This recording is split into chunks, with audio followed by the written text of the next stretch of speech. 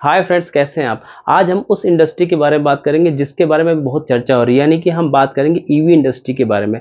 हम उस कंपनी के बारे में आज बात करेंगे जो सबसे पहले लिस्टेड ईवी कंपनी है। अगर बात करते हैं, हम बात करेंगे आज वार्ड विजार्ड कंपनी के बारे में, जो टू व्हीलर्स बनाती है। मेनली जो उसका जो ब्रांड है जॉय ई बाइक के नाम से जाना जाता है। इसके अलावा इन्होंने अभी रिसेंटली लॉन्च किया है कि ये थ्री व्हीलर्स और फोर व्हीलर में भी आने वाले हैं। थ्री व्हीलर का इनका मॉडल भी ऑलरेडी आ चुका है। अगर इस कंपनी की बात करते हैं तो एक छोटी सी कंपनी है, 800 से 900 करोड़ की कंपनी है, लेकिन इसमें काफ़ी इन्वेस्टर्स ने अपना पैसा लगाया हुआ है, काफ़ी रिटेल इन्वेस्टर्स ने भी अपना पैसा लगाया हुआ है काफ़ी ऊपर प्राइस पे। ये जो अगर बात करते हैं कंपनी का, तो अराउंड जनवरी 2024 में, यानी जी हाँ, एक साल पहले की बात करें तो इस शेयर ने 80 रुपीज़ का प्राइस टच किया था। बट उसके बाद अगर आप बात करते हैं तो शेयर जो है काफ़ी नीचे आ चुका है, 50% तक का भी इसमें करेक्शन हो चुका है। तो आखिर उन इन्वेस्टर्स का क्या होगा जो इसमें अभी तक फंसे हुए हैं। तो आज हम कंपनी के रिजल्ट के बारे में बात करें। क्या ये रिजल्ट की वजह से ही ये शेयर प्राइस में बहुत ज़्यादा क्रैश हुआ है, या उसके परफॉर्मेंस में बहुत ज़्यादा ही दिक्कत आई है, ये सब हम चेक करेंगे। इसके अलावा रिजल्ट को डिस्कस करने के अलावा भी हम कंपनी के कुछ इंपॉर्टेंट पॉइंट देखेंगे। तो वीडियो को पूरा जरूर देखिएगा, ये वीडियो काफ़ी इंपॉर्टेंट होने वाला है। जो भी इन्वेस्टर्स ने इसमें अपना पैसा लगाया है, हम बाद में तय करेंगे या डिसाइड करेंगे इस एनालिसिस के हिसाब से भी, क्या हमें इसमें बने रहना चाहिए या एग्जिट हो जाना चाहिए। बट हाँ, इसके अलावा भी आपको और भी पढ़ना होगा, खाली इसी वीडियो पे डिसाइड होकर हम सब कुछ नहीं कर सकते हैं। तो मैं विजय आपका स्वागत करता हूं आपके अपने चैनल वेल्थ की पाठशाला में। चलिए शुभ आरंभ करते हैं।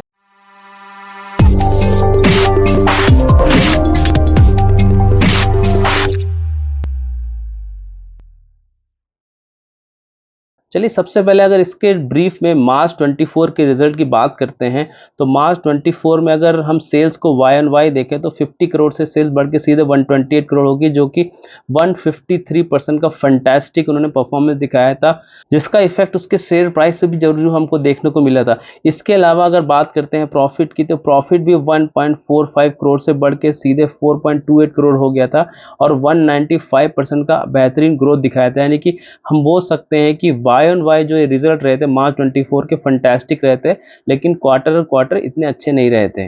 अब अगर हम जून 24 के रिजल्ट की बात करते हैं तो वहां पे भी सेम बात है। वाई ऑन वाई तो इस कंपनी ने सेल्स और प्रॉफिट में अच्छा किया। सेल्स में 29% की ग्रोथ दिखाई है और प्रॉफिट में 38% की एक्सेलेंट ग्रोथ दिखाई है, लेकिन क्वार्टर क्वार्टर यहाँ भी कंपनी का प्रदर्शन इतना अच्छा नहीं रहा था।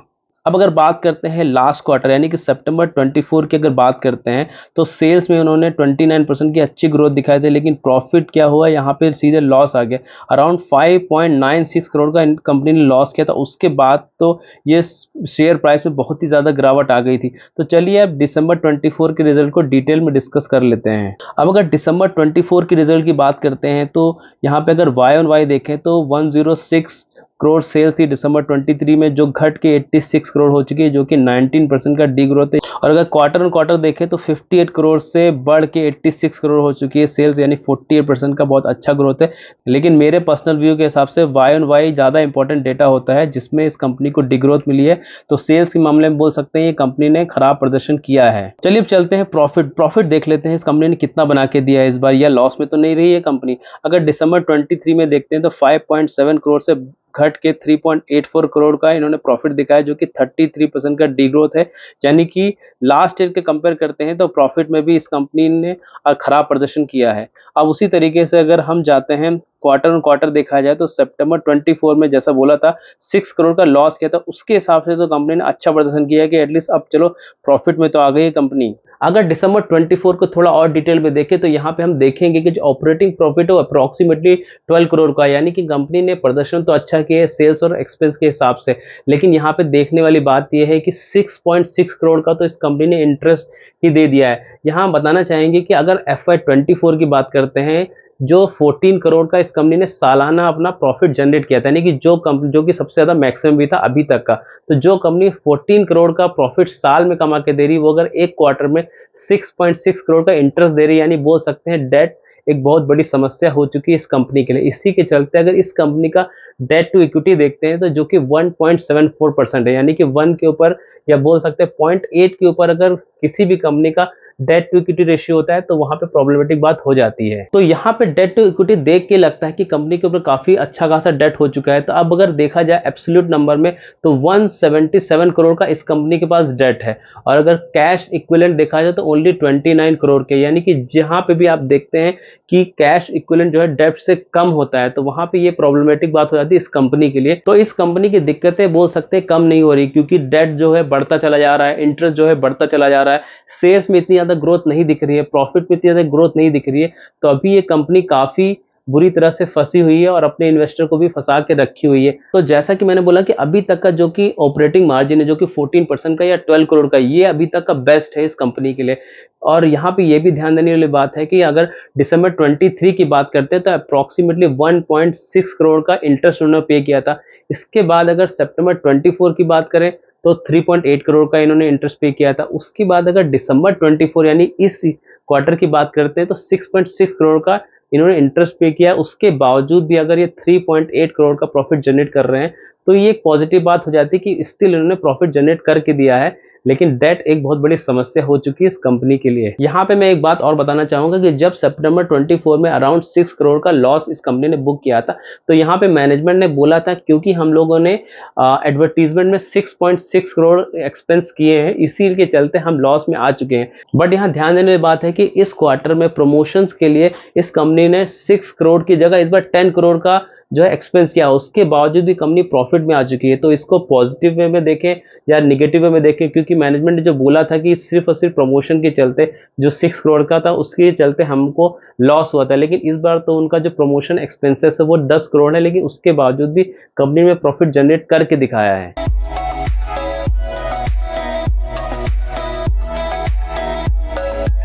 जहां हम ये बोलते हैं कि ईवी इंडस्ट्री जो कि अभी एक्सपैंड होने वाली है, आने वाला समय जो है इसी का है, यानी फ्यूचर तो ईवी का ही है। वहां पे हम ये भी देखते हैं कि इस इंडस्ट्री में स्पेशली जो टू व्हीलर में जो कि ओल्ड कंपनी, चाहे वो हीरो की बात करें या हम बात करते हैं टीवीएस की, वो सब ने भी अपना ईवी जो व्हीकल है वो स्टार्ट कर दिया है। इसके अलावा बात करते हैं ओला इलेक्ट्रिक है, एथर है, ये सब ने भी अच्छा खासा सेलिंग कर रहे हैं। तो यानी कि इस मार्केट में स्पेशली टू व्हीलर मार्केट में जो कंपटीशन भी बहुत ज़्यादा है। तो क्या ये कंपनी सर्वाइव कर पाएगी, ये भी बहुत बड़ा क्वेश्चन हो जाता है, क्योंकि काफ़ी इंटेंस कंपटीशन हो चुका है। चलिए इसके अलावा कुछ और डेवलपमेंट को भी हम लोग देख लेते हैं। अभी रिसेंटली कंपनी ने 3 फरवरी 2025 को हैदराबाद में 100 अपनी टू व्हीलर को डिप्लॉय किया है with the help of speed force EV.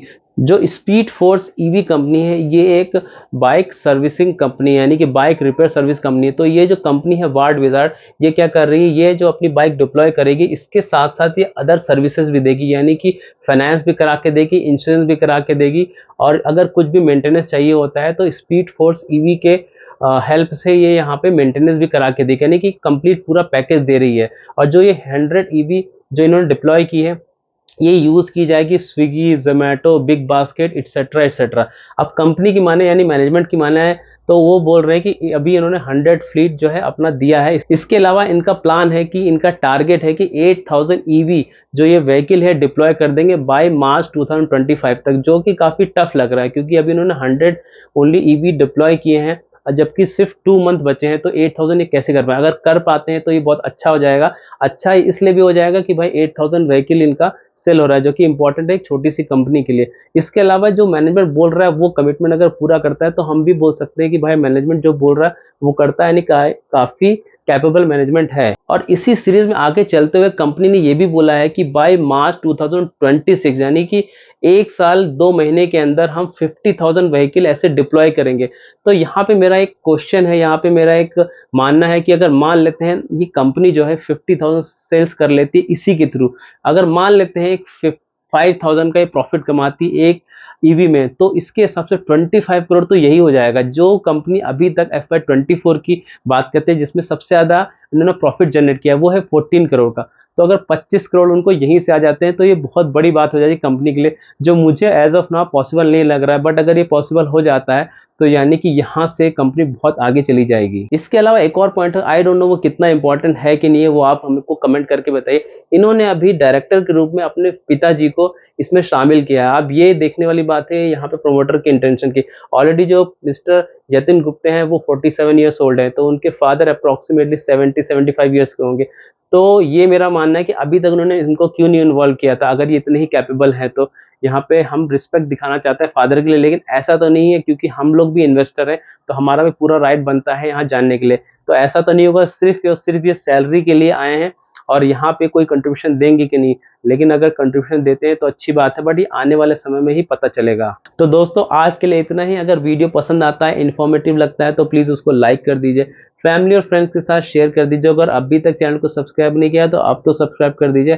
Thank you so much for watching this video. Remember one thing, learning is earning. जय